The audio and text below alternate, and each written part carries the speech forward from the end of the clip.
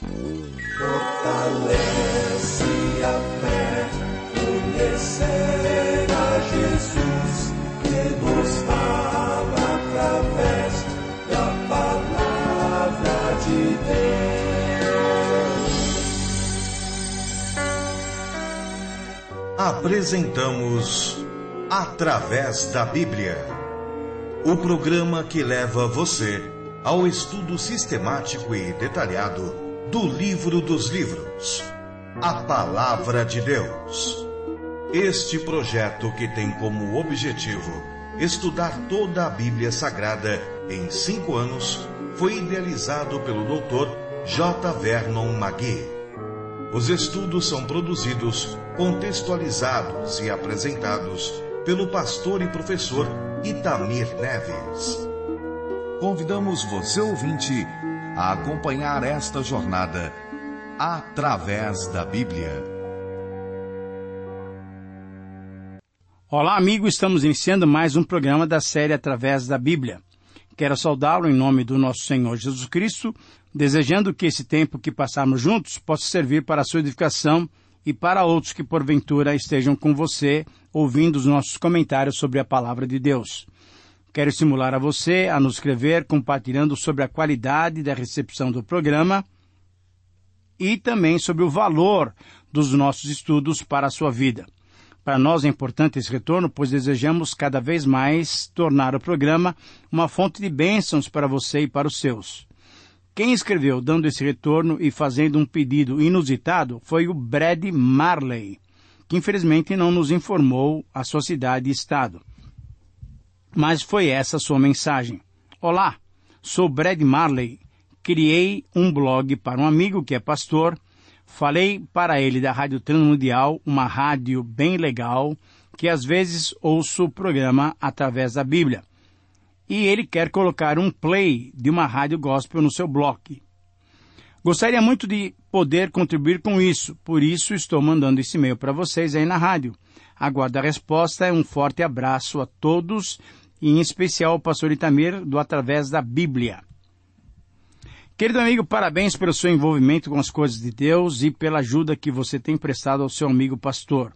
Em relação às questões técnicas, já lhe respondemos e assim agradecemos a sua recomendação aos seus amigos, irmãos e parentes. Desejamos mesmo que o estudo bíblico se torne importante para todos os nossos ouvintes. Cremos que essa prática tem sustentado muitos cristãos. Agradecemos a Deus porque Ele tem usado os nossos programas para a sua edificação, para a edificação de muitos irmãos e para a salvação de tantos amigos que ainda não conheciam o Senhor Jesus Cristo. Por isso oramos pedindo que Ele sempre nos use, nos abençoe na preparação e apresentação de cada programa para que o seu nome seja glorificado. Assim, ao chegarmos ao momento de buscarmos a sua presença, especificamente para esse programa, eu convido a você e a todos os que estão me ouvindo para falarmos com Deus, orando dessa maneira. Pai querido, pedimos a tua direção e a iluminação do teu Santo Espírito para que aquilo que aqui for comentado sirva para a edificação de muitos irmãos e amigos. Pedimos, Senhor, a tua bênção para a vida familiar, ministerial e social de cada um dos nossos ouvintes. Senhor, pedimos também que se houver algum amigo nos ouvindo, que ainda não tem experiência pessoal com Jesus Cristo, que essas palavras possam ajudá-lo a encontrar a salvação que só tu pode nos dar. Ajuda-nos a viver para o teu inteiro agrado. Oramos pedindo isso, já agradecendo em nome de Jesus. Amém. Fortalece a fé, conhecer nosso Deus.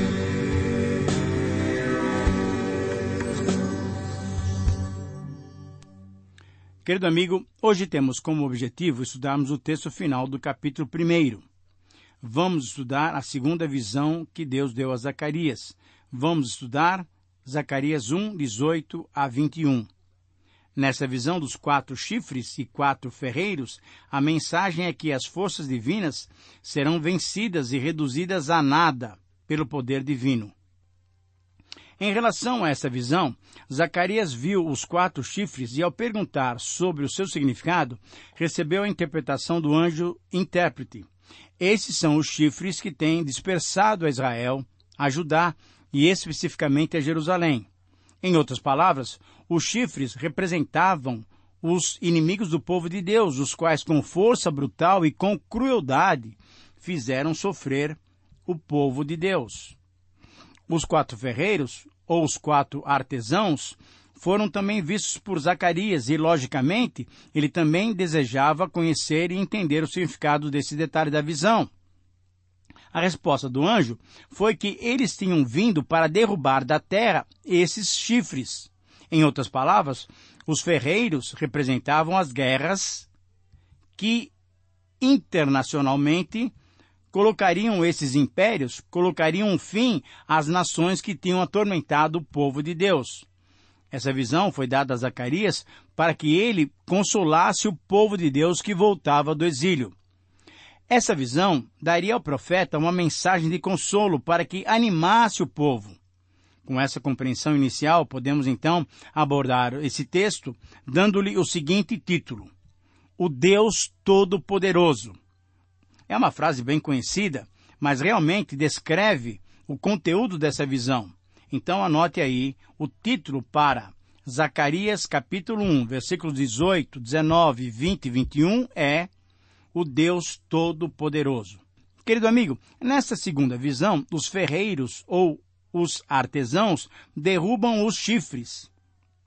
Nessa visão, Zacarias viu 4 chifres e perguntou para o anjo sobre o significado deles. O anjo disse que esses chifres representavam os opressores que haviam dispersado o povo de Israel, o povo de Judá. Aqui, como em vários outros profetas, o número 4 representam as nações do mundo, representam a universalidade, sendo que os chifres simbolizam o poder, a força física, simbolizam os povos que agrediam o povo escolhido. Mas é importante percebermos que por mais poderosos que fossem os reinos humanos, por mais temerosos que possam ser esses reinos dos homens, há um poder sobrenatural que eles não podem resistir. E por isso mesmo Deus mostrou 4 ferreiros que vieram derrubar os chifres. Isto é, Deus usou do seu poder criativo para trazer juízo contra os que procederam com violência e crueldade para com seu povo. Deus, assim, castigaria as nações que se levantaram contra o seu povo, contra Judá e, particularmente, contra Jerusalém. Eu vou ler todo o texto desta visão para você, e aí, então, iremos refletir, e eu peço agora a sua atenção para a leitura da palavra de Deus. Versículo 18. Levantei os olhos e vi, e eis 4 chifres.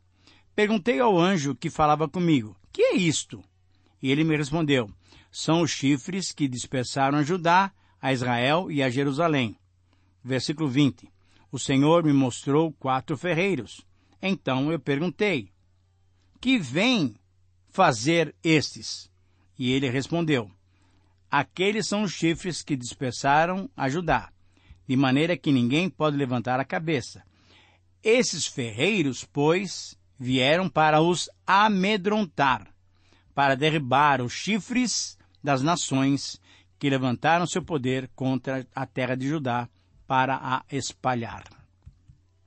Muito bem, depois dessa leitura, com base nessas palavras inspiradas, vamos iniciar então nossas reflexões sobre essa segunda visão que nos traz como princípio essa afirmação.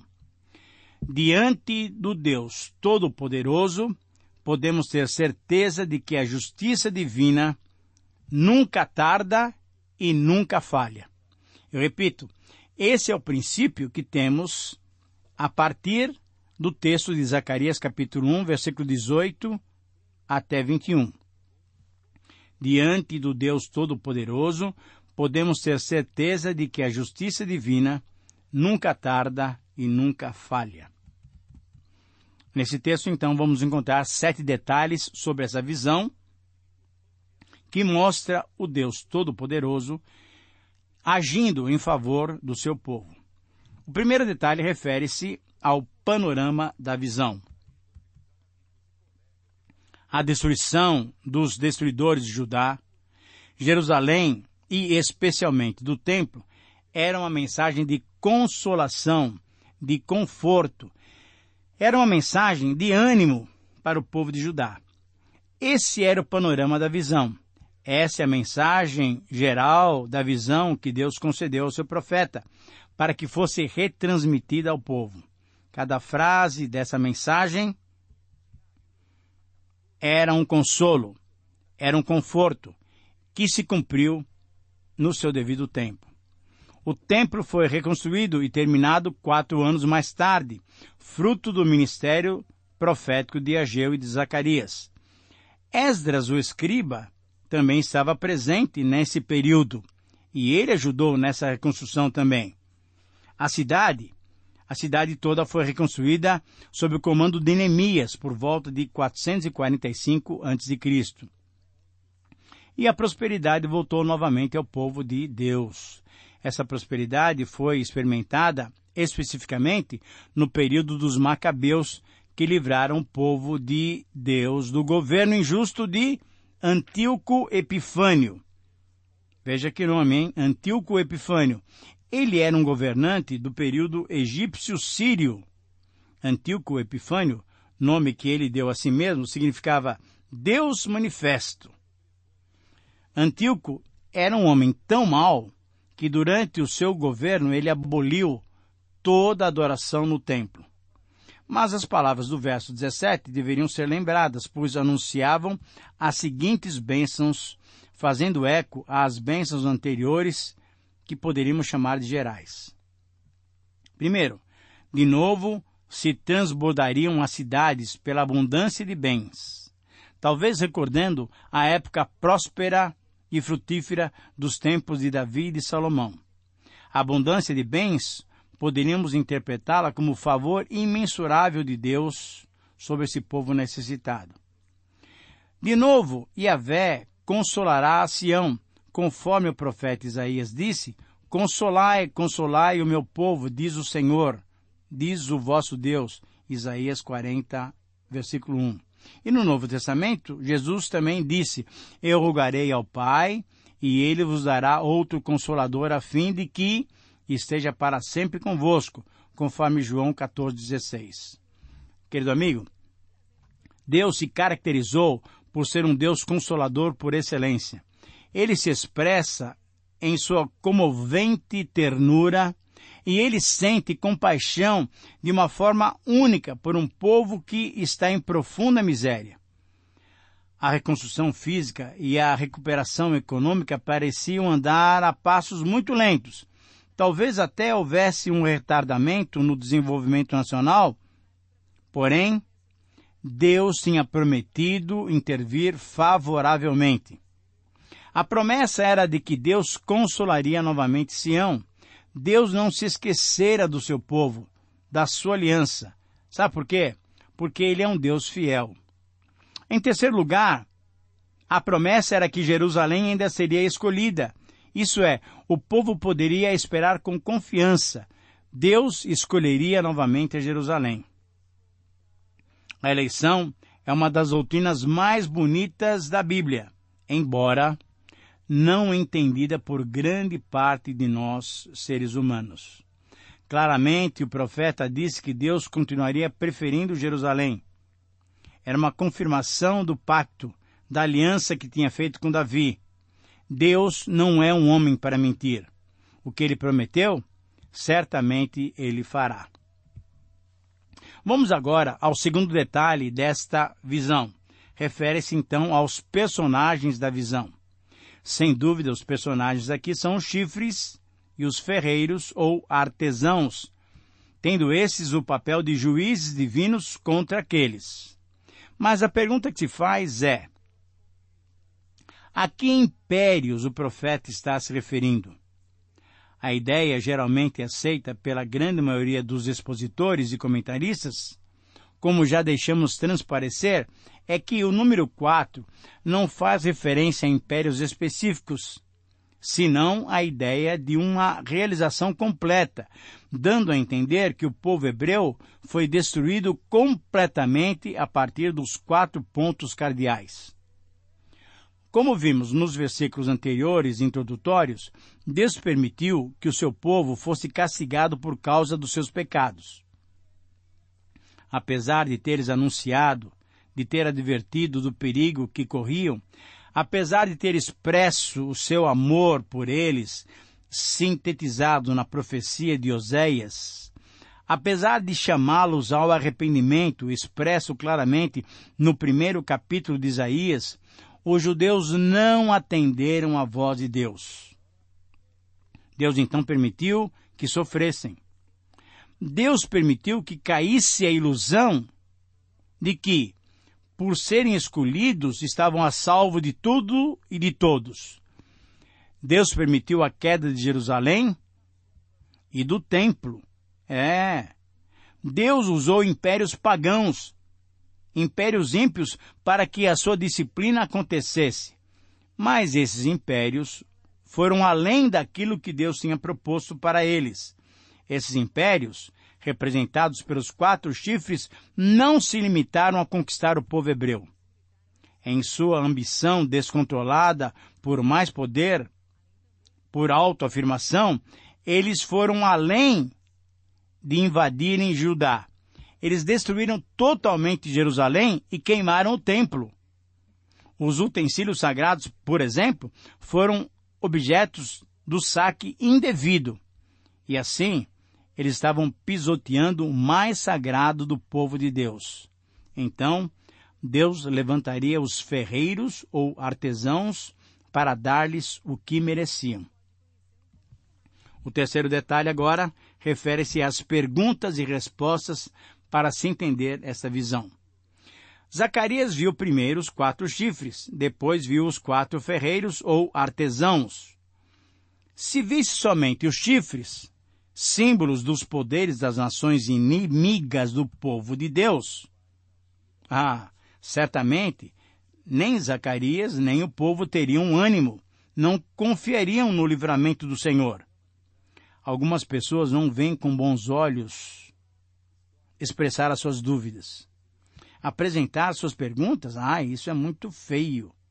Aquele que não faz perguntas quer mostrar que sabe tudo. Zacarias não fez assim. Zacarias perguntou: quem são esses?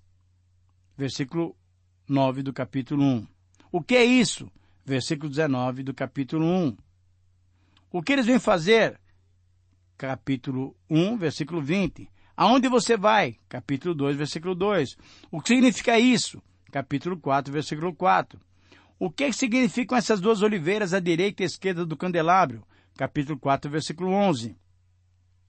O que significam esses 2 ramos de oliveira ao lado dos 2 tubos de ouro que derramam azeite dourado? Capítulo 4, versículo 12. Para onde estão levando essa vasilha? Capítulo 5, versículo 10. Que representam esses cavalos atrelados? Capítulo 6, versículo 4. Querido amigo, essas perguntas obtiveram as respostas necessárias para quê? Para que Zacarias pudesse ficar ciente dos planos bondosos de Deus e assim pudesse consolar e animar o povo de Deus com a mensagem de esperança e confiança nas ações soberanas de Deus. Perguntar não é feio. Perguntar nos ajuda a esclarecer. Mas para perguntar é preciso humildade. E Zacarias mostrou isso nessas perguntas que fez. O quarto detalhe dessa visão refere-se à descrição dessa visão. Refere-se à descrição dos acontecimentos. Na descrição da visão, Zacarias não viu apenas os 4 chifres. Ele registrou também que tinha visto 4 ferreiros ou artesãos. E essa segunda faceta da visão era tremendamente importante. Esses 4 elementos foram apresentados como a esperança do povo judeu, o consolo que vinha da parte de Deus, que não se esqueceu dos sofrimentos do seu povo. Esses 4 elementos representam um Deus que tem o poder, tem todo o poder suficiente para defender o seu povo, que tinha sido vítima da crueldade dos opressores. Deus tem o poder para defender o seu povo da humilhação sofrida através desses povos opressores. Os 4 ferreiros representam, então, a vindicação da justiça divina. Representam também, de um modo geral, a reconstrução. A tradução espanhola Reina Valera traduz a palavra ferreiros por carpinteiros, dando então mais a ideia da reconstrução. Ao comentar sobre a expressão carpinteiro, diz que essa expressão representa a vitória do povo de Deus, vitória que conquistariam por meios pacíficos ao responder ao chamado de Deus para dedicarem-se à obra da reconstrução. Para fazerem os serviços de carpintaria na reconstrução do templo. Mas o grande fato é que Deus faria surgir esses ferreiros ou carpinteiros para quebrar o poder daqueles impérios pagãos. O 5º detalhe dessa visão refere-se ao significado da visão. O significado dos chifres e dos ferreiros do juízo que encontramos nessa visão já foram interpretados. Sem dúvida, os chifres simbolizam o poder de 4 reinos. Simbolizavam a autoridade e o domínio desses reinos.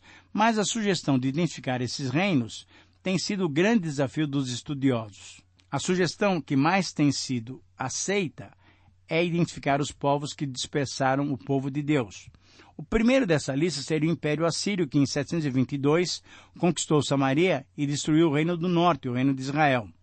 O segundo seria o Egito, quando o faraó Neco subiu contra a Síria e o rei Josias, rei de Judá, se interpôs em seu caminho. Josias foi ferido e morreu. Esse foi um golpe duro para o reino de Judá. Neco colocou então Joaquim como governante e impôs aos judeus o pagamento de tributos. Entretanto, Neco logo depois morreu nas mãos dos babilônios na batalha de Carquemes. O terceiro império foi o império de Nabucodonosor, o babilônio. Ele levou cativos os judeus em 606, em 597 e por fim invadiu Jerusalém e Judá, destruindo a cidade e o templo em 586. E o 4º império foi o persa. Mesmo que tenha libertado o povo através do decreto de Ciro, os judeus tiveram a obra de reconstrução do templo atrasada por mais de 16 anos. Por quê? Porque Dario tinha dado ouvidos às mentiras dos ciumentos samaritanos. Chegamos então ao 6º detalhe, que refere-se às lições percebidas nessa visão. Cada um desses impérios foi caindo nas mãos dos outros e foram se debilitando até desaparecer em definitivo como forças mundiais. Enquanto isso, Israel permaneceu e floresceu novamente no tempo dos Macabeus. Ainda que muitos não entendam assim, é possível ver, ainda na atualidade, o povo de Israel conservando sua identidade e a sua terra. Certamente era a mão de Deus. Zacarias então apresentou uma mensagem consoladora que se cumpriu com a reconstrução do templo e da nação. Mesmo que o templo nunca tenha alcançado o esplendor do primeiro templo, a glória do segundo templo foi maior. A habitação de Deus entre nós, os cristãos, através do Espírito Santo, é o seu pleno cumprimento. Então, chegamos ao 7º detalhe, que refere-se às aplicações da visão às nossas vidas. Querido amigo, podemos perceber 3 lições aplicáveis aos nossos dias. Primeiro, não podemos experimentar as bênçãos da comunhão com Deus a menos que nos reconheçamos pecadores, a menos que nos arrependamos dos nossos pecados, a menos que atendamos o convite do Senhor para voltarmos para Ele. Quando nos voltamos para Deus e andamos nos seus caminhos, experimentamos as bênçãos do Senhor.